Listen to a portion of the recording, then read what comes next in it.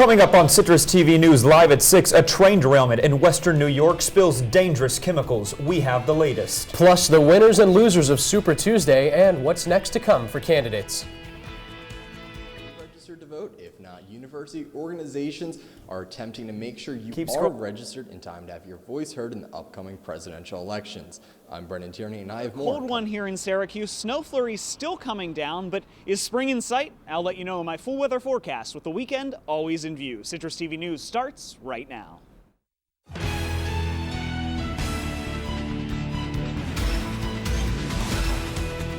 From the Citrus TV studios, this is Citrus TV News Live at 6, your campus news leader. Well, good evening and welcome to Citrus TV News Live at 6. I'm Max Darrow. And I'm Hunter Sines. The university announced a campus framework plan today. That's our top story.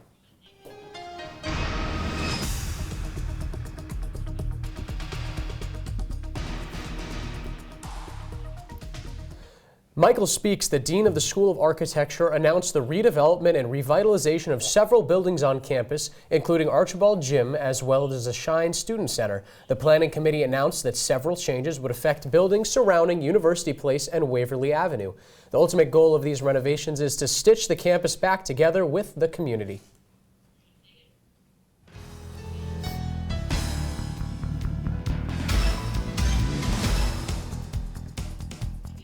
The Whitman School of Management announced with 2U Incorporated the launch of Business Analytics at Syracuse.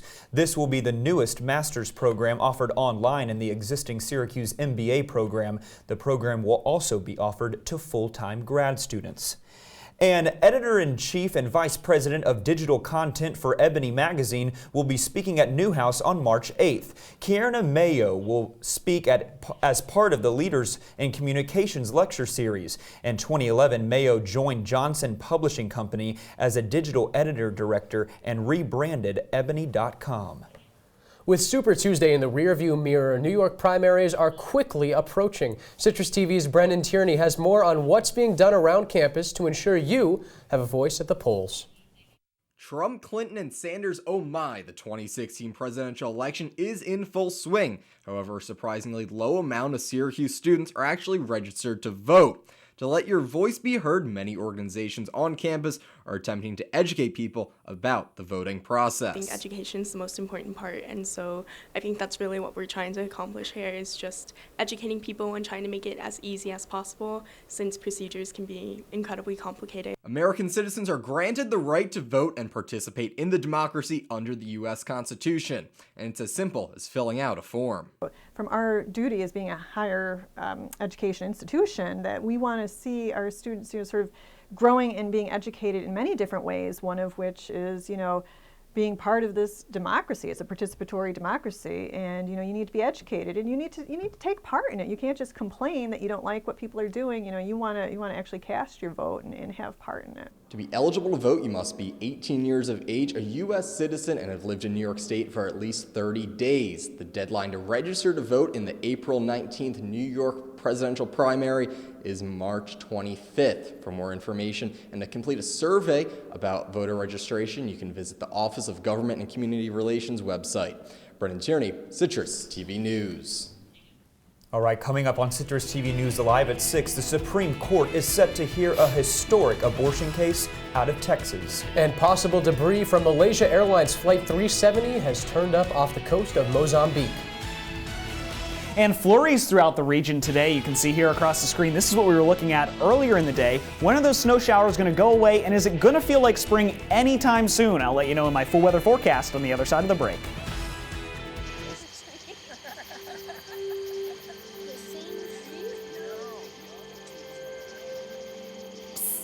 They're coming.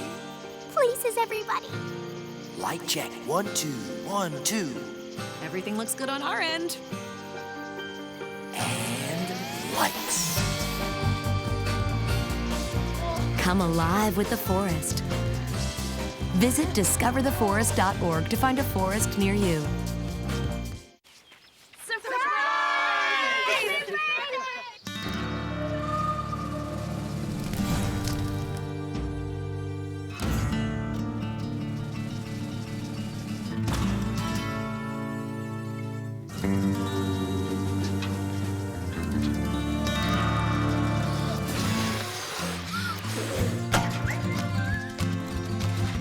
preventing wildfires.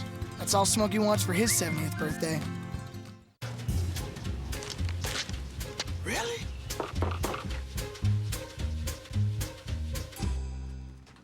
Buzz, what's up, man? You left some leaves burning out here. Yeah, I just came in just for a second. Come on, man. If it's too hot to touch, it's too hot to leave. You could torch the whole neighborhood. It's a good point there, Smokey. 9 out of 10 wildfires are caused by humans. Only you can prevent wildfires.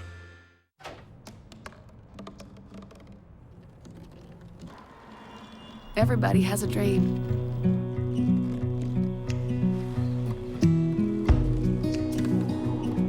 Mine was to see the ocean. And with a little help,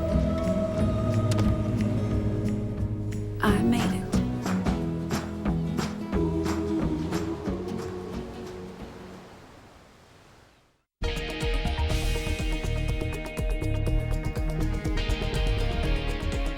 An investigation is underway after a train derailed last night in western New York, causing an ethanol leak. Officials say local residents were evacuated from their homes after more than a dozen cars, 3 of them carrying hazardous liquids, went off the tracks near the town of Ripley. The governor's office says several agencies are now working to control the leak.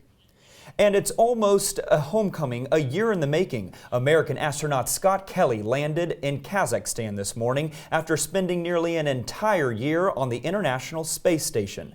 Kelly also set an American record, spending a total of 520 days in space throughout his career. NASA doctors will now observe the health effects of his extended mission in space and compare it to the health of his twin brother and fellow astronaut, Mark Kelly, who has been on Earth for the past year. The United States Supreme Court will hear one of the most important abortion cases in decades today. Abortion clinics and doctors are challenging a Texas law that could result in a shutdown of more than 75% of the state's clinics. This is the first high-profile issue to be heard since the death of Antonin Scalia, leaving the court with just 8 justices on the bench. 2 are dead and at least 7 are injured after a car crashed through the window of a Massachusetts pizza restaurant last night. Authorities say the 2 killed were customers at Sweet Tomatoes Pizza in Newton. The driver and his passengers survived. Witnesses say the SUV barreled down a hill and failed to stop at an intersection before it crashed.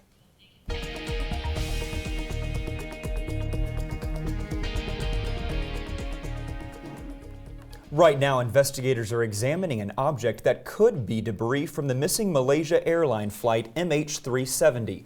Early analysis of the object found off Mozambique suggests it could have come from the jet that disappeared almost 2 years ago. Officials say the object has the words "no step" on it and could be from the plane's wing-like parts attached to the tail. And tonight, a suspected ISIS fighter is in the U.S. custody. Defense officials say U.S. commandos captured the terrorist who is described as a key operator for ISIS in northern Iraq. Earlier today, Defense Secretary Ash Carter spoke about U.S. operations against ISIS. Because of our strategy and our determination to accelerate our campaign, momentum is now on our side and not on ISIL's.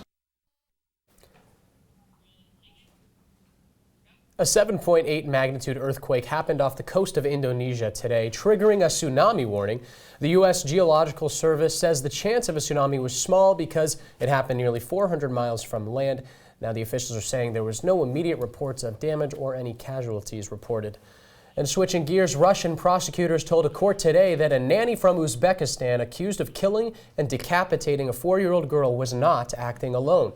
Police are searching for others who they believe inspired her to do it. The 38-year-old woman was seen on Monday with the girl's head and is expected to be charged with murder later this week.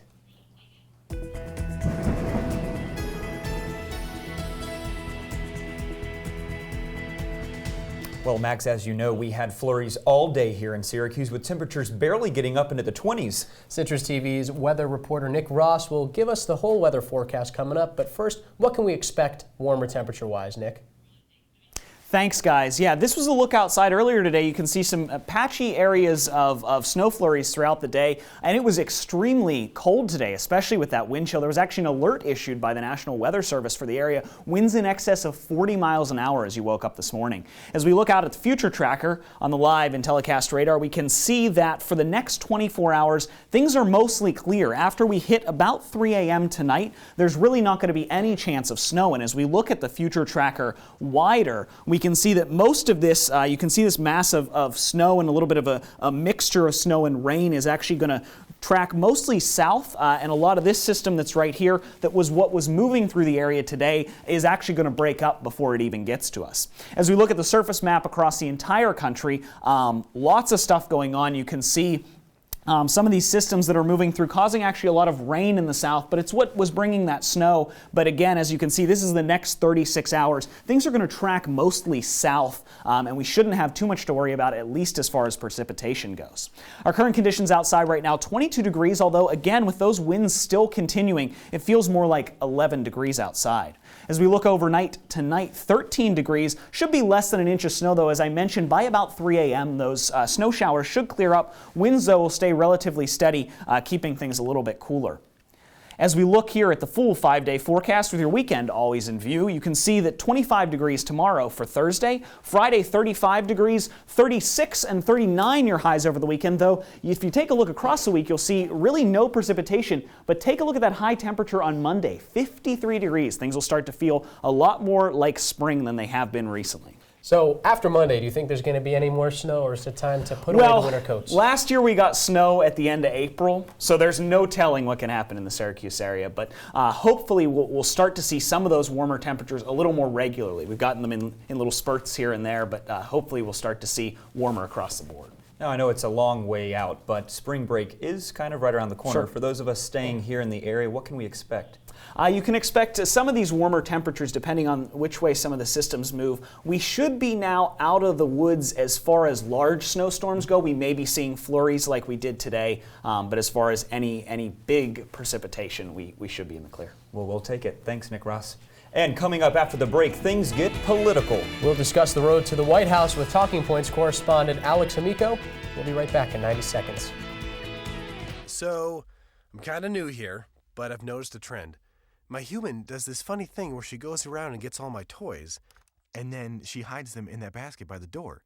You know, but it's always the same basket, and it's always in the same place. And then she acts so surprised when I find them, but, you know, she's putting them in the same basket. Again.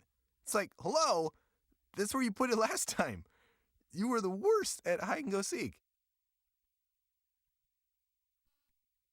So, I just moved in with this family, and it's embarrassing. The little one, he likes to go outside and crawl around in the giant litter box. I don't know what he's doing. I mean, I was born and I knew how to use the litter box. Look at that. That's disgusting. Oh, poop already. You're making me nervous. Oh, okay, I can't look at this anymore. I really hope he grows out of this, for his sake.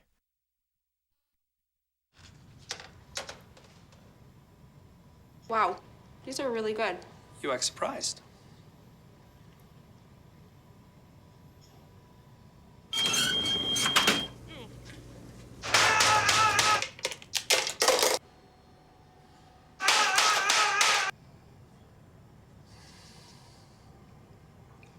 Practice makes perfect. You don't have to be perfect to be a perfect parent. There are thousands of teens in foster care who don't need perfection. They need you.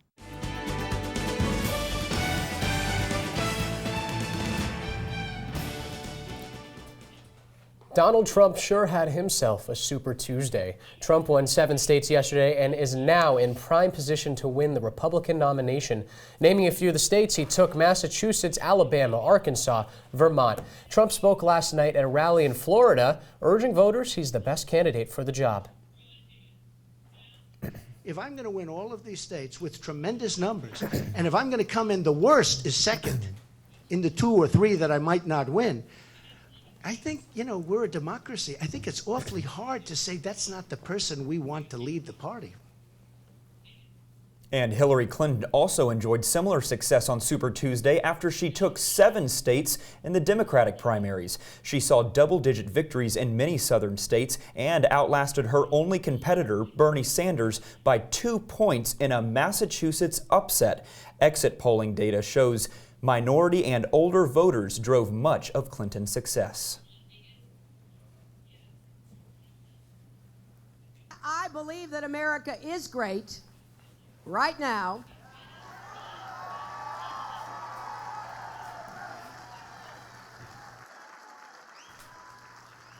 what we need is to be whole.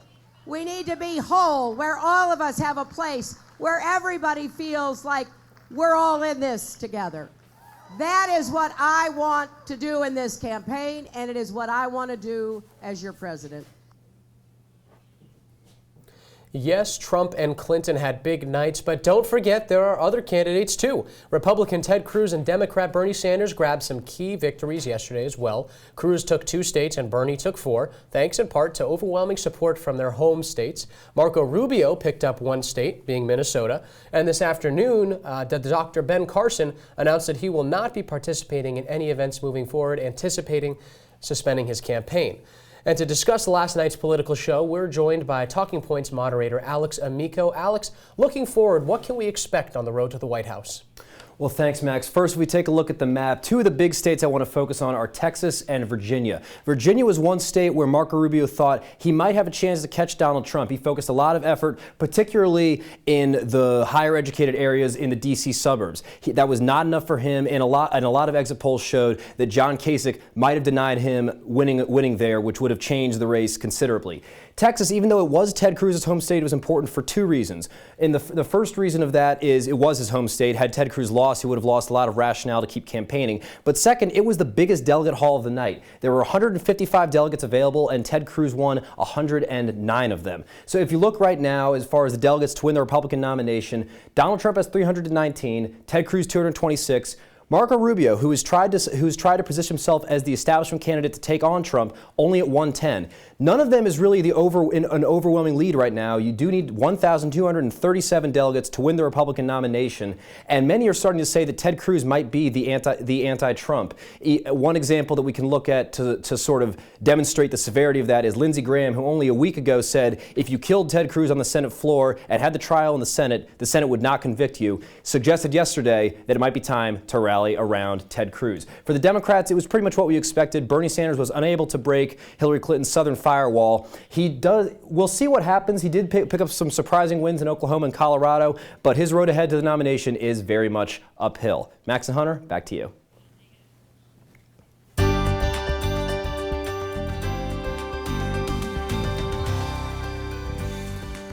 The mayor of Ithaca announced that he will look into creating safe spaces for drug users in the city. Mayor Svante Myrick said that authorities should be viewing the drug battle as a public health threat rather than an illegal act. He also announced that he will be considering a supervised injection facility where patients can safely inject drugs under clinical supervision. And researchers have discovered the gene that affects cancer risk, freckles, and eye color may also play a role in turning hair gray. Researchers also found this gene explains unibrows, the ability to grow beards, and why Asian and Native American people often have straight hair. Researchers say the findings may lead to preventing gray hair and could help criminal forensics teams reconstruct what criminals and victims look like using DNA samples. New details tonight in the Zika virus outbreak show that the illness can cause temporary paralysis. These findings come from a study of patients who developed Zika in Tahiti nearly 2 years ago. The World Health Organization has declared the epidemic a global emergency after it began spreading at alarming rates across the Americas. And in sports news, President Obama is set to attend the Tampa Bay Rays Cuba exhibition game in Havana on March 22nd. Deputy National Security Advisor Ben Rhodes tweeted the announcement Tuesday once visit plans were finalized. Last month, the White House announced the president's brief visit to Cuba, which will include a historic meeting with Cuban President Raul Castro. Perfect segue to Jared. Thanks, Hunter. Coming up next in sports, the men's lacrosse team is in action on Friday, and also there is an award given out to one of the SU women's team members. We'll have all that and more in sports coming up next.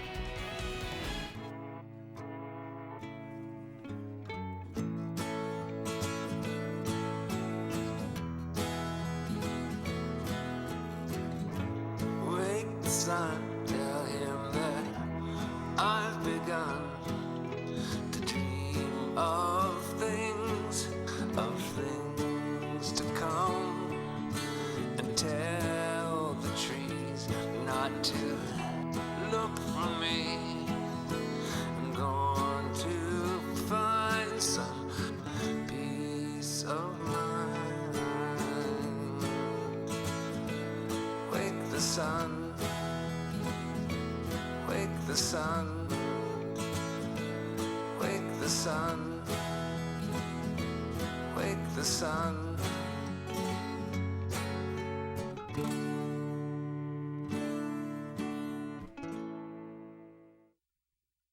Here's your check.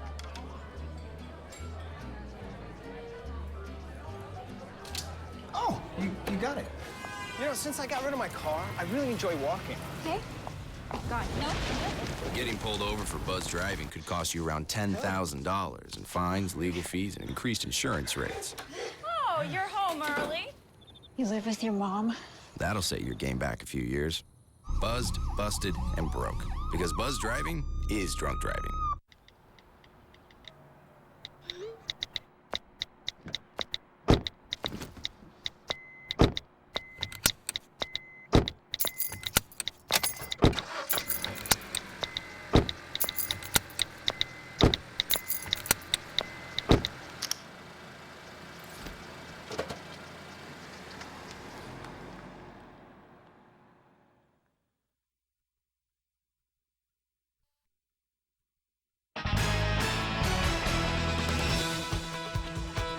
Well, the men's lacrosse program is still undefeated after a tight 98 victory over Army last Sunday. Coach Desko and company look to continue the winning streak in a rare Friday night match up next against Virginia. Citrus TV's Marco Sochi caught up with attackman Dylan Donahue to see how he has adjusted into his new leadership role. Last year, Dylan Donahue led the Orange with 50 goals, but this year things have been a little different. The senior has been getting his teammates involved too. I think you know, we have a lot of balanced players out there, so you never know who's going to be putting the ball in the back of the net, and you know, we're just trying to work together. Donahue has spent more time behind the cage this season, acting as a facilitator rather than a scorer. So far, he leads the team with 10 assists, but Donahue says there's always room to improve. You know, I definitely feel comfortable back there, and you know, I love it and stuff like that. But you know, there's always stuff to work on, whether that's dodging a specific move that I need to work on. You know, working on one specific detail of that move. But I think it's, you know, it's always a work in progress. So we're just trying to get better each week. While the idea of being an assist guy rather than a goal scorer seems less glamorous, Donahue likes his new role just fine. You know, it's always fun when you know, you feed someone else and let them score in the back of the net. But I guess it's a good feeling. You know, it's kind of the way our whole team works. We're just trying to, you know, work together. It doesn't matter who puts the ball in the back of the net.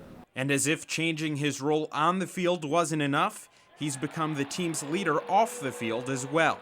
That change, Donahue says, has come a little more naturally. The transition's kind of all natural. You know, as you get older, you know the offense better than the kids below you, and you have to lead by example with them. And I think that's, you know, that's the main thing. Like in practice, I got to show them how to do things the right way, and hopefully they take to that. Marco Sochi, Citrus TV.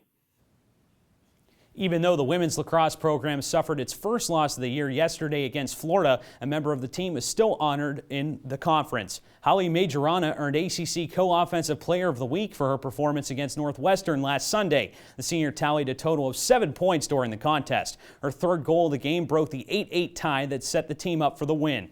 Majorana and Kayla Traynor are tied for the team for the most points with 23, and Holly is also the team leader in goals as well.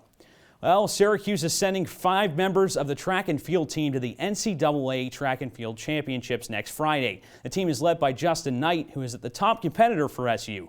You might remember him as the man who finished third in the cross-country championships at the end of last year. The Orange ended up winning the team national championship because of his third-place finish. Also, Colin Benny was another contributor in the fall and will be a force as this spring as the 4th seed in the 5,000-meter competition. The event takes place on March 11th at 6:30. There are a few basketball games around the ACC tonight. First, the 7th-ranked Miami Hurricanes take on Notre Dame. Both of those teams are headed to the NCAA tournament in just a couple of weeks. Also, Pittsburgh faces Virginia Tech. Pitt is near SU in the ACC standings and are looking to get into the big dance. Virginia Tech is on the outside looking in with a .500 record in conference play. The Yankees opened up spring training today with a 10-9 win over the Tigers. Detroit popped out to a 6-0 lead in the third inning, but then New York started to put on some runs. Starlin Castro went 2 for 3 with an RBI and run scored in his debut with the club. The Yanks tallied a grand total of 13 hits in the contest. The Phillies head to Tampa tomorrow to face the Yankees. First pitch is slated for 1 o'clock. Well, I'm sure we've all seen Carmelo Anthony's epic fail when he was stuffed by the rim in the game against the Trailblazers. Well, the woes continue as we come to find out that the former All-Star let a fan get under his skin. Anthony was heckled all night by a frustrated patron, and Melo had enough of his garbage. He quickly pointed to the Knicks owner James Dolan, who said, "Ask him for a refund." Tensions are pretty high in New York at the moment as the Knicks are falling further and further out of playoff contention. Right now, they sit 7 games out of the last playoff spot.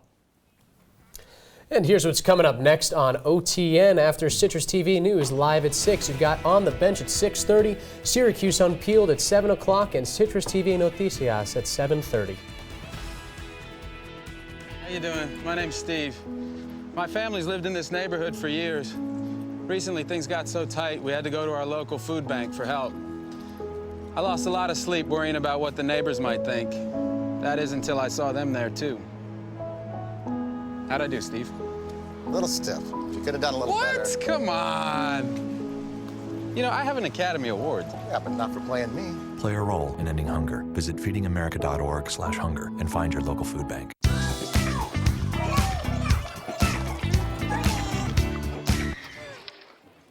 Looks like it's done.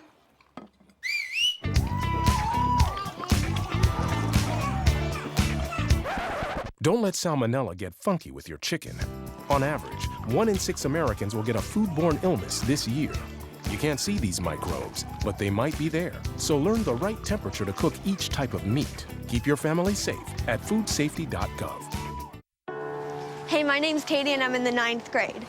I'm an A average student and I'm an athlete working towards a scholarship. And everybody tells me how much potential I have.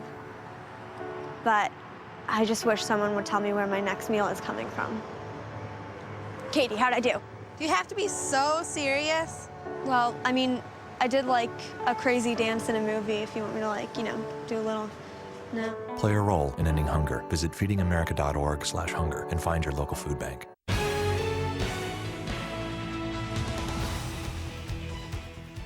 All right, Nick, what can we expect when we wake up tomorrow? Tomorrow morning when you wake up, about 16 degrees is what you're looking at, though. Temperatures should warm up throughout the day, though no snow to worry about. It should even have a little bit of sun tomorrow as well, which will be nice. All right, thanks so much. Well, today would be the Theodore Geisel's 112th birthday. And for the rest of us, we know him as Dr. Seuss, so we thought we'd take some time to reflect on our favorite Dr. Seuss books. What's yours? I have 2, The 500 Hats of Bartholomew Cubbins and Yertle the Turtle. How about you, hon?